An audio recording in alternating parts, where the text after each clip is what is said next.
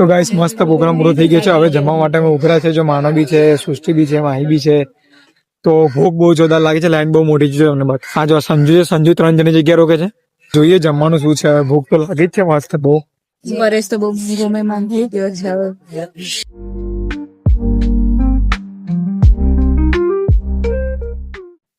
Guys જો જમવામાં છે પહેલા તો છાશ છે મસ્ત પાડા ભેગી, પછી દાળ છે, મરચા છે, છોલે ભટુરે છે, પૂરી છે, પાપડ છે, ભાત છે.